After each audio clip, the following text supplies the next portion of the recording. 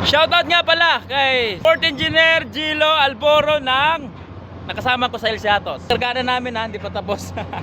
Ingat kayo dyan. Alright, so magandang umaga sa inyong lahat mula Luzon, Visayas at Mindanao. Napakaingay, maging sa buong mundo. Alright, so update lang tayo sa operation namin ngayon dito sa Paradip, India. Ayan, tuloy-tuloy pa rin yung discharging ng aming pangarga. Ayan, kung mapapansin ninyo, ayan, panaydakot pa rin yung crane, yung grab bucket dyan sa cargo hold number 1. Nandito tayo sa forward part ng barko. Ayan, inaangat na yung kargada ng dakot niya. Alright, so expected time na matapos ang discharging, hindi ko masasabi kung anong oras, basta gabi ngayong araw.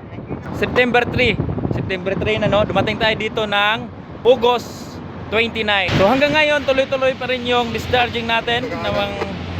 Tuloy-tuloy pa rin yung discharging lang limestone natin na galing mula sa Minasaker. Alright, so ayan, dalawang crane yung bumibira, yung tapos na bodega 2, 4, 6, and the rest 1, 3, 5, 7. Yan yung meron pang pangarga. Ayan, pumabalik na naman yung grab bucket para dumakot ng kargada.